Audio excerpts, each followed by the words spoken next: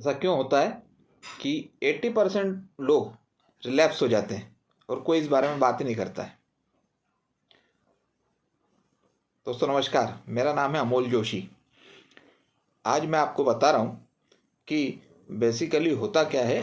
80% addiction मतलब सिर्फ शराब या सिगरेट का नहीं, दूसरे जितने भी एडिक्शन है, ओवर ईटिंग का है, मोबाइल का है, खरीदारी करने का है, जितने भी एडिक्शन है, इसमें एक बार व्यक्ति कोई ट्रीटमेंट सेंटर या ग्रुप में या रिहैब में जाता है कि कहीं पे एसोसिएट होता है, कुछ चीज़ें उसको पता लगती है और कुछ दिन रुक भी जाता है, फिर वो स्लिप क्यों हो जाता है और इस बारे में कोई बात भी नहीं करता है।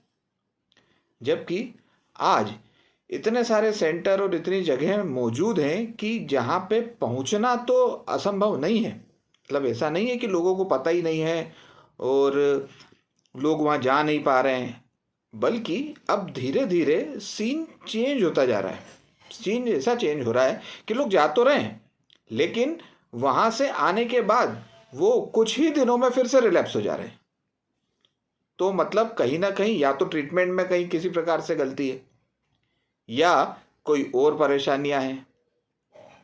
देखिए, मेरी समझ से स्लिप SLIP उसका अर्थ है सोबराइटी लॉस्ट इट्स प्रायोरिटी।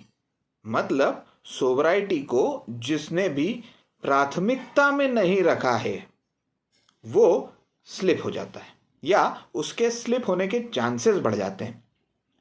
अब मैं आपको एक बहुत अच्छा सा उदाहरण और देना चाहता हूँ। इसको कृपया ध्यान से सुने ताकि आप इसको शेयर भी कर सकें।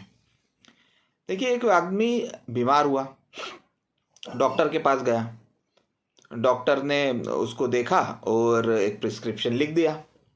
वो व्यक्ति घर आया, उसने प्रिस्क्रिप्शन को फ्रेम कराया, बढ़िया अपने दीवार पे लगवाया, रोज सुबह उसको दिया दिखाया, अगरबत्ती दिखाई, उसके सामने नतमस्तक हुआ और डॉक्टर के नाम की 108 माला जपी।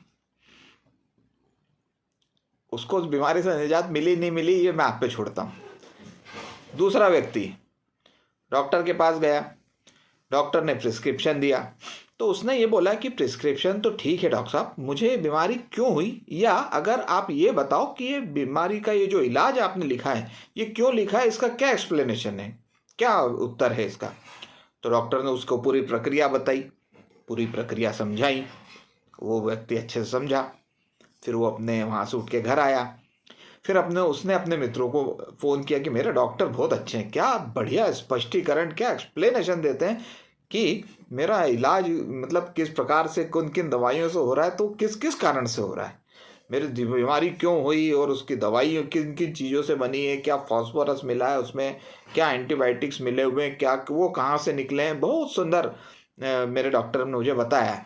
तो ये उसने शेयर करना चालू किया अपने मित्रों में, पार्टियों में गया तो उसने बताया मेरा डॉक्टर बहुत अच्छा है, उसने ये कारण बताया और इलाज किस प्रकार से होता है ये भी बताया, दवाइयों के इंग्रेडिएंट भी बताया, बहुत बढ़िया।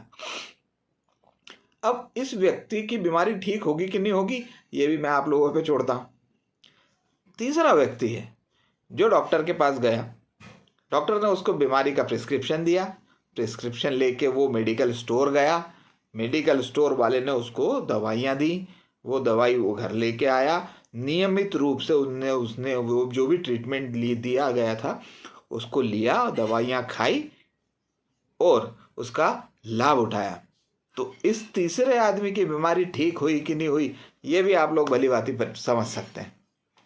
तो मेरी समझ में मित्रों होता यही है, कहीं पर भी यदि कोई एडिक्ट कोई हेल्प लेने जाता है या मेरे पास बाय चांस कोई आया और मैंने उसको कोई चीज़ें बताई कि आपको लाइफ का इस प्रकार से शेड्यूल बनाएंगे तो फ़ायदा होगा, आप इस प्रकार से जीवन जिएंगे तो फ़ायदा होगा, आप इस प्रकार से काम करेंगे तो स्ट्रेस फ्री रहेंगे, इस प्रकार से काम करेंगे तो अपने बिजनेस में अचीवमेंट करेंगे, इस प्रकार से काम करेंगे तो आपकी पर्सनालिटी डेवलप होगी, इस प्रकार से आप सोचेंगे और एक्शन लेंगे तो आपका रिलेशनशिप अच्छा होगा। अब मैंने ये चीज़ें बता तो दी, शेयर तो कर दी, फिर यदि सामने वाला व्यक्ति सिर्फ ये सुन के चला गया, उसको अपने जीवन में अप्लाई ही नहीं किया, तो कुछ फायदा होने वाला है क्या? देखिए, एक बहुत पुरानी कहावत है कि आप जीवन में एक ही किताब पढ़ें लेकिन उसको अपने जीवन में उतारें, बनिस्पत इसके बजाय इसके कि आप 1000 किताबें पढ़ें और एक को भी अपने जीवन में लागू ना करें, अप्लाई ना करें। तो दोस्तों, यदि कोई भी व्यक्ति, मेरी नज़र में कोई भी व्यक्ति अगर कहीं पर भी हेल्प लेता है और उसको कुछ चीज़ें बताई जाती हैं, अगर वो उसका सही प्रकार से ट्रीटमेंट लेता है, जो गाइडेंस है उसको फॉलो करता है, समझता है, अपने जीवन में उतारता है, डेफिनेटली वो आगे बढ़ता है। इसमें कोई दो राय ही नहीं है कि वो किसी प्रकार से आगे न बढ़ पाए। जितना ये कठिन लगता है उतना कठिन है नहीं। अब एक फॉर एन एग्जाम्पल, आपको ने सोचा कि सुबह उठ के वॉक करना है। सिंपल तरीका क्या है, आपके जो शूज़ हैं, जॉगिंग शूज़, रनिंग शूज़ जो भी हैं, वो अपने बेड के नीचे रख के सोएं। आप देखें सुबह उठते से उनको पहन लें। आप देखें क्यों नहीं आप वॉक को जाने लग जाएंगे। छोटी छोटी हैबिट से आप उसको ठीक कर सकते हैं, छोटी छोटी चीज़ों से आप बदलाव ला सकते हैं, बशर्ते आप उससे निकलने के बारे में विचार तो करें। अगर मैं ये सोचूं किसी जैसे किसी मित्र को रिहैब सेंटर में भर्ती कर दिया गया है, तो अगर वो इस प्रकार से सोचे कि मेरे से लोगों ने बदला लिया है और मैं विक्टिम हूँ, वो सब लोग मेरा बुरा ही चाहते हैं इसलिए मुझे यहाँ पे बंद करके रख दिया है, तो वो जीवन में कभी ठीक नहीं होता। अगर वो ये सोचे कि मेरे पास जैसे कोई आए कि इनके पास लेके आ गए हैं, ये क्या काउंसलिंग करेंगे, ये मेरे को क्या बताएंगे, और ये तो सब मेरे पे इल्ज़ाम लगाना चाहते हैं, मुझे परेशान करना चाहते हैं, इसलिए इस व्यक्ति के पास मुझे लेके आए हैं, तो उस व्यक्ति का भी भला नहीं होगा। भला किसका होता है? बीमारी से निकलता कौन है? जो ये सोचता है कि मेरा भाग्य अच्छा है कि मुझे यहाँ पे लेके आया गया है, मुझे ये ट्रीटमेंट मिल रहा है, मुझे ये सलाह मिल रही है, ताकि मैं इस एडिक्शन से बाहर निकल के अपने जीवन को अच्छे से जी सकूं, सुचारू रूप से जी सकूं, समाज में उपयोगी रूप से अपने जीवन को व्यतीत कर पाऊं। जब मैं ये इस प्रकार की सोच रखता हूं, जब व्यक्ति इस प्रकार की सोच रखता है, तो डेफिनेटली वो जीवन में कभी भी यहाँ से सीखने के बाद जाता है तो रिलैप्स नहीं होता है और इस टीचिंग को हमेशा अपने जीवन में उतार के रखता है।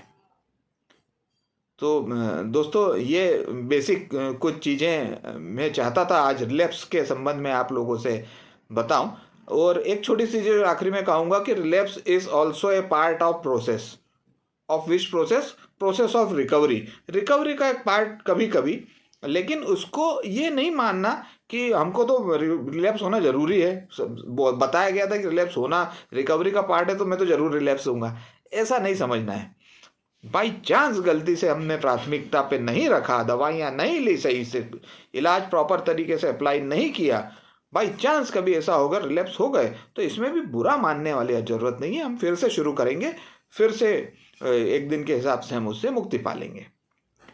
तो दोस्त मित्रों, आज ये इस प्रकार के कुछ विचार थे जो मैंने सोचा आप लोगों के साथ शेयर करूं। और आप कमेंट में जो भी आपके मन में आए ज़रूर लिखिए, रिलैप्स लिखिए या ग्रोथ लिखिए या आपको डी एडिक्शन लिखें, जो भी लिखें। और अगर कुछ ना भी लिखें तो आज मैं कहता हूं कि आपकी जिम्मेदारी है कि इस वीडियो को ज़्यादा से ज़्यादा शेयर करें, लाइक और शेयर करें, सब्सक्राइब करें, ताकि कम से कम एक छोटा सा काम आप अपने जीवन में कर सकते हैं कि आप भले एडिक्ट ना हो, आप अपने किसी व्यक्ति को, अपने मित्र को, परिजन को इस बारे में जानकारी अवश्य दे सकते हैं। तो लाइक करें, सब्सक्राइब करें, शेयर जरूर करें। धन्यवाद।